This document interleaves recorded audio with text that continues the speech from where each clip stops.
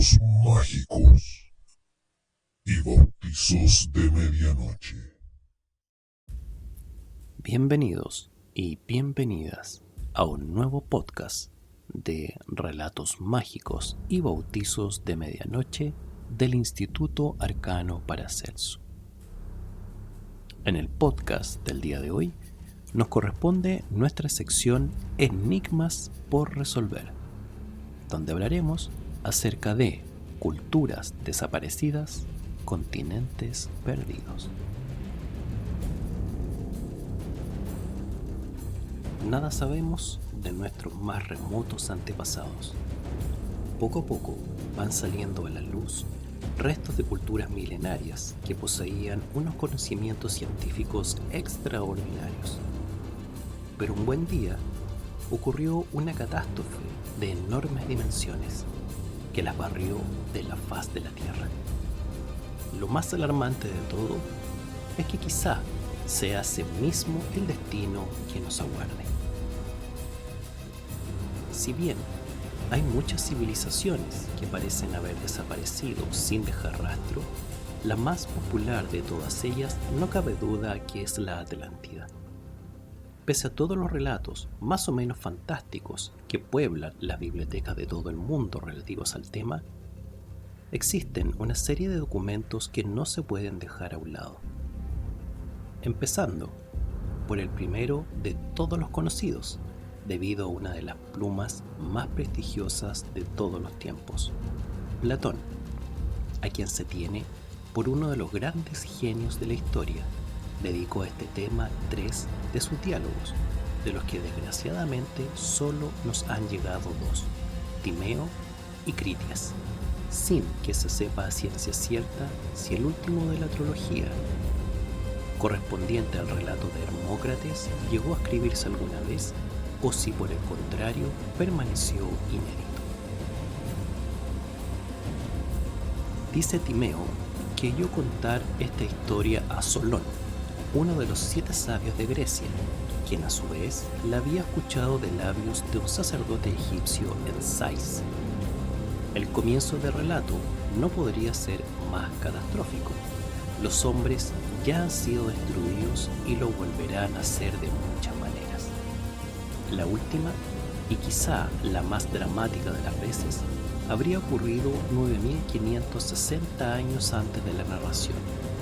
Por aquel entonces, más allá de las columnas de Hércules, existía una isla del tamaño de un continente, más extensa que Libia y el Asia Menor juntas, a la que llamaron Atlántida, en honor a su primer rey y fundador, Atlas, hijo de Poseidón.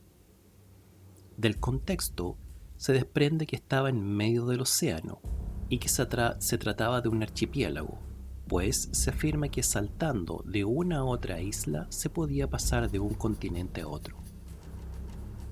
En el reparto del mundo que se hacen los dioses, la isla correspondió a Poseidón, señor de los mares. Allí habitaba uno de los hombres que originalmente había nacido de la tierra, Eveneor, conviviendo con una mortal, Leucipa, con la que había tenido una hija, Clito, de extraordinaria belleza.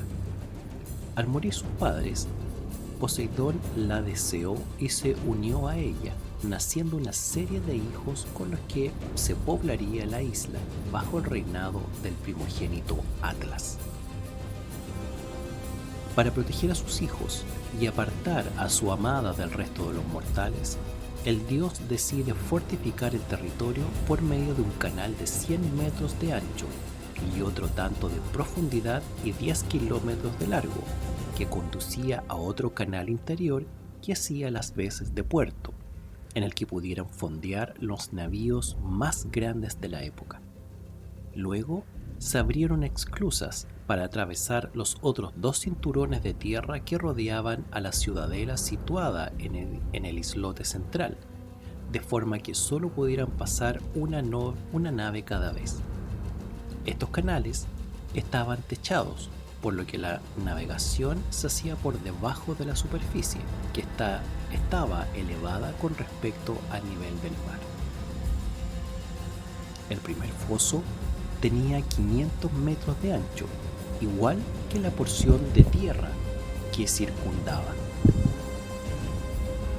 a modo de atolón. El segundo era algo menor, 300 metros, por lo mismo que el siguiente anillo de tierra.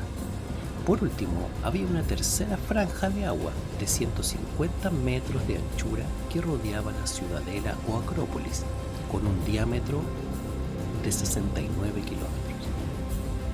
Este islote central estaba totalmente amurallado, con torres de vigilancia de piedra de diversos colores, blanco, negro y rojo, artísticamente combinados. El muro que protegía el primero de los islotes estaba revestido enteramente de cobre y de estaño fundido el del segundo. La ciudad tenía un muro cubierto por un desconocido metal, el oricalco, que etimológicamente quiere decir cobre de las montañas y que solo era inferior al oro. En el centro de la Acrópolis se levantaba un templo dedicado a Poseidón y Clito, rodeado de una cerca de oro. Tenía 200 metros de largo, 50 de ancho y una altura proporcionada. El exterior estaba revestido en plata, menos las esquinas del techo, que estaban cubiertas de oro. El interior era de oricalco, con artesonado de marfil y adornos de oro y plata. Presidía el templo una estatua del dios, sobre un carro tirado por 6 caballos alados, todo ello de oro macizo, rodeado por 100 nereidas montadas sobre delfines, junto a otras estatuas donadas por los ciudadanos. Toda la isla estaba repleta de artísticas figuras en metales preciosos, lo que puede darnos una idea de las riquezas existentes, no solo en metales, con reservas de todos ellos, duros y maleables, que hayan podido extraerse de las minas, sino también en maderas, animales domésticos y salvajes, incluido un tipo desconocido de elefante. Proliferaban las esencias aromáticas, grandemente apreciadas, todo tipo de vegetales y frutas exóticas, y había alimento en abundancia. Platón nos habla de un fruto de aspecto leñoso que era toda una panacea.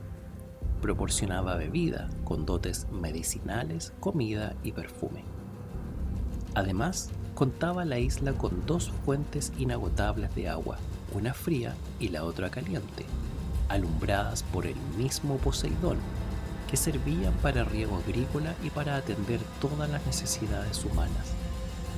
Construyeron estanques y piscinas, algunas cubiertas, que servían para tomar baños calientes durante el efímero invierno.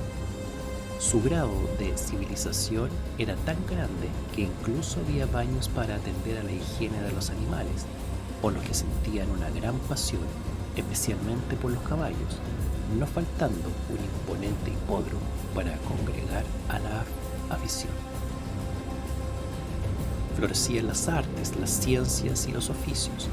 Había un extenso comercio con el exterior y sus habitantes realizaban viajes a todas las tierras conocidas del planeta, llevando con ellos su cultura y su civilización. Los dominios atlánticos no quedaban limitados a esta isla, que vendría a ser la capital del reino, sino que había todo un archipiélago, del que las actuales Canarias, Cabo Verde y Madeira muy bien pudiera ser un mínimo vestigio. Además, su dominación se extendía por África hasta Egipto y por Europa hasta Etruria.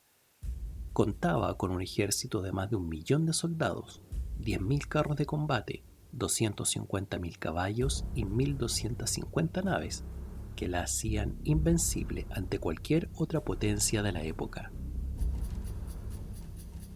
Este imperio era gobernado por 10 reyes, que se reunían alternativamente cada 5 y 6 años en el templo de Poseidón para deliberar sobre los asuntos comunes, juzgando las posibles infracciones que alguno de ellos hubiera cometido, y realizando una serie de ceremonias rituales en las que luchaban a cuerpo limpio con toros salvajes.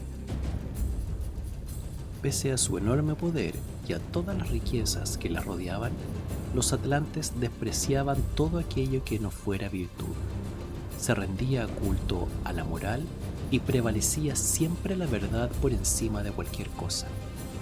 No se sentían apegados a los bienes materiales y desconocían lo que era la ambición. Su trato era afable, propio de sabios, y apenas conocían el significado del lujo y la ostentación. Estamos en el momento en que la Biblia se refiere como la edad en que los dioses transitaban por la tierra, pero desgraciadamente ese carácter divino iba a desvanecerse a causa del roce con los humanos. Las numerosas uniones con elementos mortales vician su forma de ser y poco a poco surge la avaricia, el deseo de conquistar nuevos dominios, de sojuzgar a otras gentes a las que creían inferiores. Se ensarzan en una cruel guerra con Grecia a la que vencen irremisiblemente.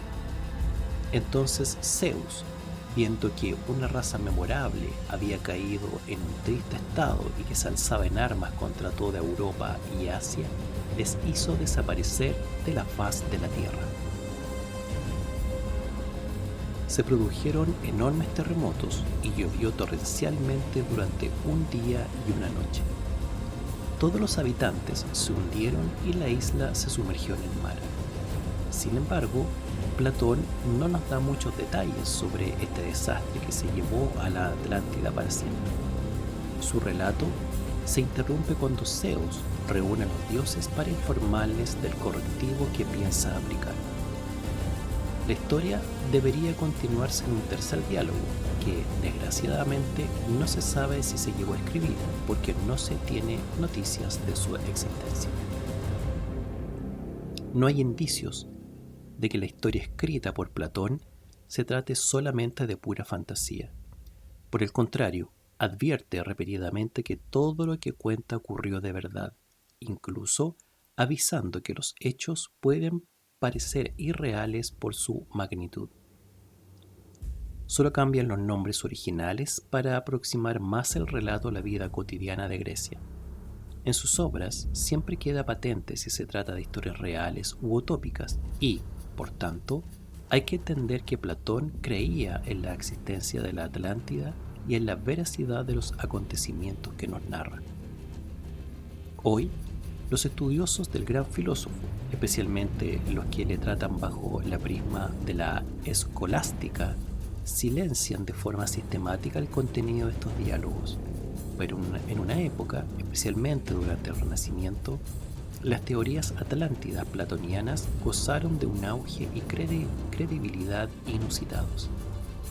Baste decir que Rafael, a la hora de pintar a Platón en La Escuela de Atenas, elige precisamente el Timeo como el libro que el filósofo sostiene en sus manos, y no ha faltado quien ha dicho que con ello se pretende indicar que en el mismo está encerrada la más profunda sabiduría. Rebuscando entre los viejos libros, siempre se acaba uno topando con la Biblia. Y también allí se encuentran algunos vestigios de un continente engullido por las aguas. Ezequiel dedica varios pasajes de su libro a un archipiélago al que denomina las Islas Tarsis, que muchos identifican con la Bética Tartessos.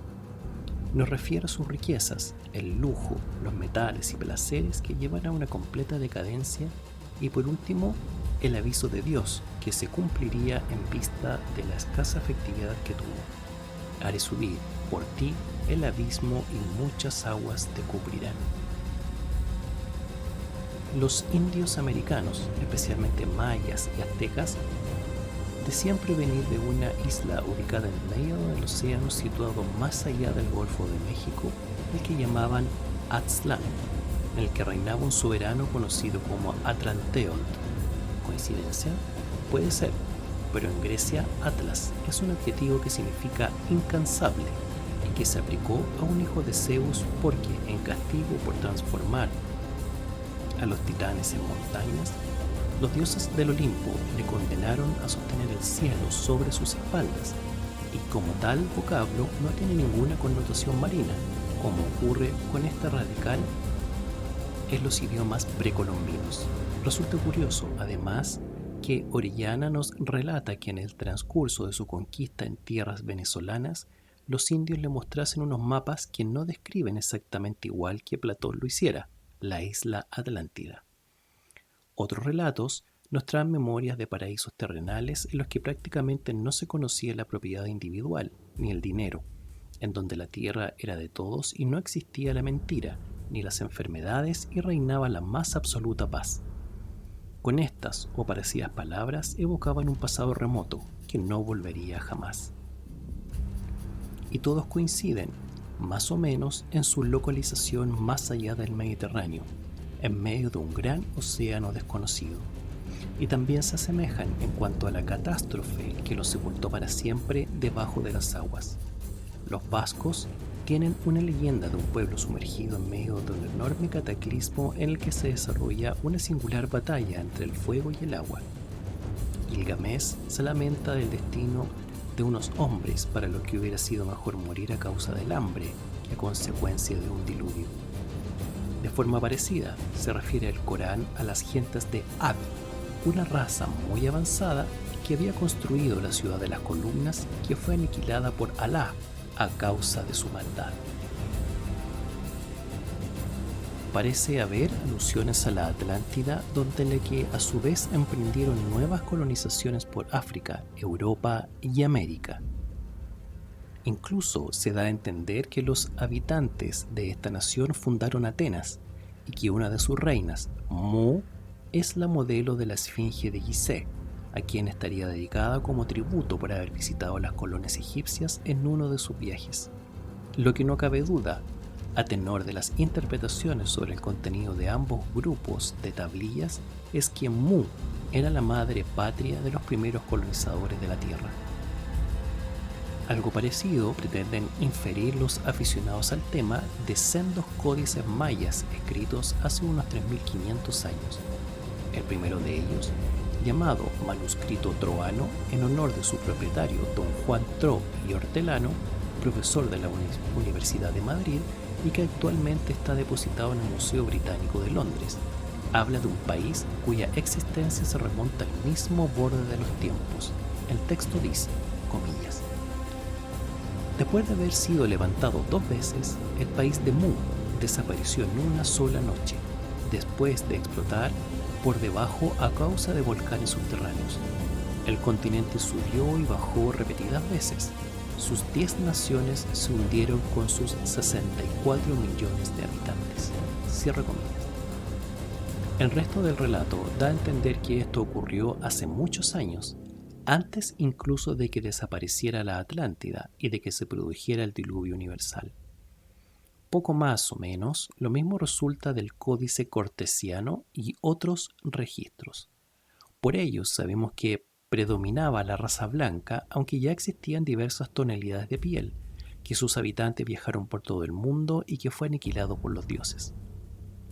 En el Códice Cortesiano, escrito en el Yucatán y actualmente en la Biblioteca Nacional de Madrid, se dice, comillas, con su poderoso brazo, Omen hizo que la tierra temblara después de la puesta del sol, y durante la noche, Mu, el país de las colinas, fue sumergido.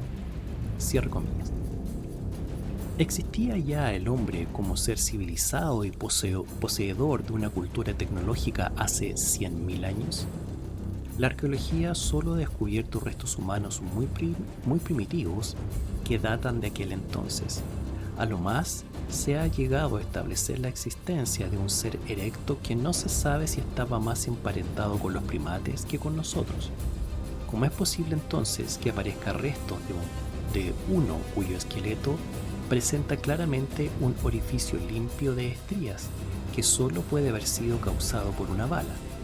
Se guarda como oro en paño en el Museo Paleontológico de Moscú y los científicos que lo han examinado no le conceden menos de 1000 siglos. Pero aún hay más. En el Museo de Historia Natural de South Kensington, en Londres, puede contemplarse una calavera humana hallada en Broken Hill, Rhodesia, que presenta otro orificio limpio en medio de la frente. Ningún utensilio prehistórico podría haberlo causado. Cualquiera hubiera estriado el hueso, solo la bala de un arma de fuego podría dejar una huella tan cilíndrica. Este cráneo se ha analizado desde todos los puntos de vista posibles. Imposible otorgarle menos de 40.000 años. Bien pudiera ser que por entonces se pasearan por la Tierra unos seres que tuvieran la suficiente tecnología como para servirse de armas de fuego. El siguiente escalón serían las armas nucleares, y de ahí a la posibilidad de una catástrofe mundial solo hay un paso. Un paso que quizás ya se ha producido por partida doble en este planeta, llevándose primero a Mu y más tarde a la Atlántida. Hace más de 4.000 años floreció una cultura que hoy se conoce como la Edad de Bronce Indo-Pakistaní, perteneciente a la cultura calcolítica. Sus principales ciudades fueron sacadas a la luz en 1921 y 1922. Hasta entonces, nada se sabía de Harappa ni de Mohenjo-Daro. Su descubrimiento, sin embargo, revolucionó la historia. Los arqueólogos tenían ante sí los restos de una ciudad que en muchos sentidos estaban mejor concebidas que las grandes urbes de hoy en día. La primera en fundarse y la más interesante arqueológicamente es Mohenjo-Daro, la capital del reino, que fue trasladada a 645 kilómetros para escapar de las terribles inundaciones del río Indo, dando lugar a la segunda capital, Harappa. Los excavadores se quedaron maravillados al ver la magnitud de las obras públicas. Había barreras artificiales para contener las crecidas del río que, como las actuales, no siempre resultaron eficaces. Las calles estaban asfaltadas, teniéndose a sus habitantes por los descubridores de este material. Pero lo más sorprendente fue comprobar la existencia de un complicado sistema de alcantarillado y traída de aguas. Tenían grandes depósitos comunales que pasaban por unos dispositivos depuradores antes de ir a unos aljibes calafateados de menor tamaño. Desde allí se distribuían las viviendas por pisos que contaban con instalación de agua caliente y fría, baños y toda clase de aparatos sanitarios con recogida de aguas residuales, algo que en los felices años 20 se estaba empezando a generalizar en las ciudades más importantes del mundo. Los arqueólogos se llevaron otra sorpresa. Pese al avanzado concepto urbanístico de la ciudad y la proliferación de edificios públicos dedicados a tareas administrativas, no se encontraron templos ni palacios. Parecía como solo se hubiese un tipo de clase social y que no participaban de ninguna clase de culto a la divinidad. Algo insólito, que no se repite en cultura alguna de este planeta. La evolución de este pueblo les había llevado a formar un solo grupo social homogéneo y olvidarse de sus dioses primitivos. Porque, desde luego, en un momento anterior sí tuvieron una religión a la que venerar. Y esto se demostró al seguir cavando, hasta hallar una nueva sorpresa. La ciudad estaba construida sobre los restos de otra ciudad, y estas ruinas reposaban sobre los de una más antigua, y así sucesivamente hasta que se descubrieron 7 ciudades superpuestas. Y entonces se dieron cuenta que la más antigua era la más perfecta, la más rica y la más bella. Parecía que la evolución se había producido hacia atrás, regresivamente. Sus pobladores eran cada vez más toscos y primitivos, dejando gran parte de la cultura y conocimientos iniciales a medida que pasaba el tiempo. El arte era no solo decadente, sino más rústico en cada estrato superior. El empleo de metales se iba perdiendo, la alfarería decaía y la escritura sánscrita era cada vez menos empleada. Sus moradores hubieran vuelto a la prehistoria si algo no hubiera ocurrido. Algo que pasó, pero que nadie se explica lo que fue. Se encontraron restos de comida puestos al fuego, mesas preparadas para comer y algunos cadáveres en actitudes domésticas y que no parecen haber muerto por causas violentas. Parece que la gente se evaporó de pronto, dejando a medio hacer lo que tenían entre manos y sin ni siquiera enterrar a sus muertos. Pudo ser una invasión repentina, quizá la de los arios que nos narra la Rig Veda, pero se supone que los vencedores se hubieran llevado el botín que se quedó allí, más de 3.500 años, para que lo descubrieran otros colonizadores occidentales. Ciudades intactas y muertos sin aparente violencia. Quizá fuera una bomba de neutrones enviada por esos dioses largo tiempo olvidados. Desde luego, alguna catástrofe debió ocurrir y es una lástima que le pasara a un pueblo que, pese a su agresión, tenía mejores viviendas que la de la India actual y, sobre todo, que no conocía ningún arma, puesto que de entre sus numerosos restos todavía no se ha desenterrado ninguna. En cualquier caso, es un ejemplo a seguir. Los primeros expedicionarios al África oyeron a los nativos hablar de unas gigantescas edificaciones a las que llamaban de Zimbabue, que era lengua shona, quería decir casa de piedra, y que hoy se aplica para designar las tumbas en que se entierran a los jefes de las tribus. Pudieron contemplar unas 100 ruinas desperdigadas a lo largo de Sudáfrica y Bechuanalandia, pero no contaban con ver algo de proporciones tan ciclópeas como las construcciones que se encontraron a unos 20 kilómetros de Fort Victoria, en Rodesia. En el centro del valle se alza sobre un suelo nivelado, pero sin cimientos, una pared de piedra de 2.40 metros de forma que son una especie de laberinto. En el punto más elevado está emplazado un templo elíptico rodeado de un muro de 10 metros de altura y 5 metros de ancho, y dentro del templo hay una torre en forma de cono truncado con 5.5 metros de diámetro en la base y una altura de 9.40 metros. Su utilidad no está muy clara, puesto que su interior es macizo, relleno de piedras por completo, sin que quede ningún resquicio hueco. Bien pudiera ser que en el mismo centro se escondiera algo que, para ser descubierto, precisaría el irreparable desmantelamiento del monumento. A un lado, sobre una pequeña colina de granito, existe una acrópolis en ruinas, que es lo que propiamente se llama Zimbabue.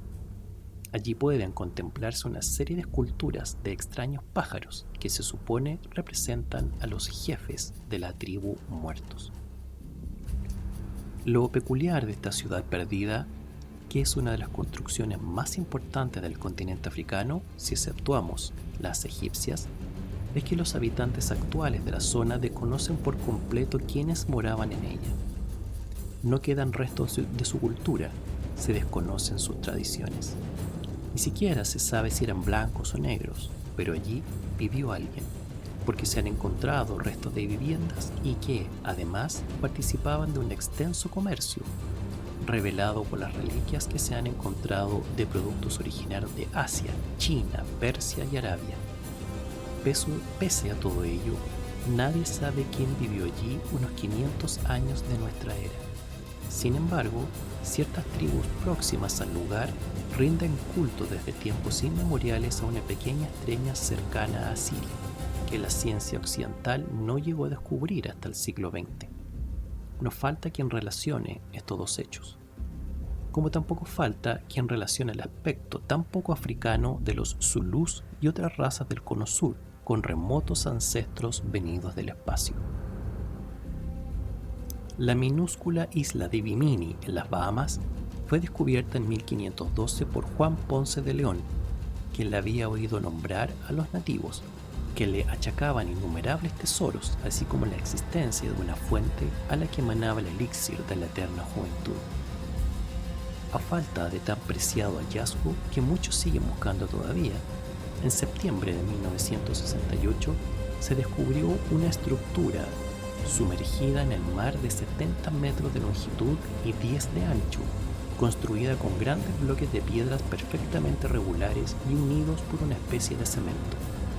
Se calculó entonces que algunos de estos monolitos debían pesar cerca de las 5 toneladas. Parece imposible que se trate de una estructura natural por la simetría que presenta todo el conjunto. Se efectuaron los consabidos análisis para determinar su antigüedad con el carbono 14 y se estableció que había sido construida hace unos 9.000 años. Pronto aparecieron vestigios de culturas mediterráneas que muchos identificaron con la Atlántida, pero que finalmente se atribuyeron a los fenicios. Efectivamente, Las investigaciones mostraban una alarmante similitud con los muelles que solían construir estos mercaderes en aguas del Mediterráneo y desde lo que salían sus naves para comercializar sus riquezas por todos los mares conocidos. Evidentemente, en un momento dado de la historia, el muro estaba por encima de la superficie. Nos encontramos ante un nuevo caso de hundimiento producido sin lugar a dudas por el término de la época glacial en el norte de América, lo que produjo que los hielos se derritiesen con el siguiente subir de las aguas.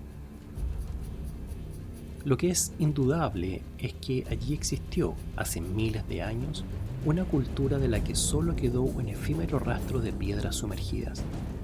Unas monedas, supuestamente fenicias, vendrían a confirmar la presencia de pueblos mediterráneos en tierras americanas mucho antes de que Colón hubiera nacido. Pero si eso es así, ¿por qué pasó inadvertida la existencia del nuevo continente hasta que unos españoles fueron a redescubrirlo a finales del siglo XV? ¿Qué fue de los pueblos que se asentaron en la otra orilla del Atlántico? Son preguntas que desgraciadamente han de quedar sin contestar, al menos por el momento. Dice la leyenda que un día aparecieron en las Islas Carolinas unos hombres blancos que decían venir de un continente desaparecido bajo el mar. Tenían grandes conocimientos sobre agricultura, construcciones, medicina y ciencias en general. Ayudaron y enseñaron a los nativos, edificando una maravillosa ciudad que también desapareció, arrasada por terribles tempestades. La primera crónica que tenemos también es de un descubridor español, aunque portugués de nacimiento, Pedro Fernández de Quirós, quien llegó a Ponape en 1595 descubriendo para Occidente las fabulosas ruinas de Nan Madol, una muralla de 860 metros de longitud y de más de 14 de altura. Rodea a casi 100 dependencias agrupadas en torno al edificio central y todo ello construido en columnas hexa y octogonales del más puro basalto que miden entre 3 y 9 metros de largo, llegando a pesar hasta 10 toneladas. Habrá por lo menos 400.000 de estas columnas que nadie sabe cómo fueron a parar allí, aunque baste con tocar el conjunto para darse una idea de la magnitud de la obra. Pero si importantes son las construcciones de superficie, mucho más son las ruinas que se esconden bajo el agua y que a veces son visibles desde la misma orilla. Se dice que bajo el mar hay cantidad de ciudades, con sus avenidas, templos y palacios, construidos en los más preciosos metales. Todavía se conservan los cementerios, en donde están enterrados los primitivos habitantes en sarcófagos de platino, y que sería a base de profanar estas tumbas como los japoneses se aprovisionarían de este metal desde su ocupación de las islas en 1919. ¿Por qué se llevó a cabo esta obra ciclópea? Nadie puede contestar a esa interrogante, pero nos cuentan las leyendas que en toda Polinesia existía un imperio floreciente que dominaba todo un territorio que hoy ya no existe, pero que muchos empiezan a identificar con el continente perdido Mu, que J. Churchward desenterrase de unas tablillas encontradas en algún templo de la India. Este ha sido el podcast del día de hoy en Relatos Mágicos y Bautizos de Medianoche del Instituto Arcano Paracelso. Nos vemos en el siguiente podcast. Relatos mágicos y bautizos de medianoche.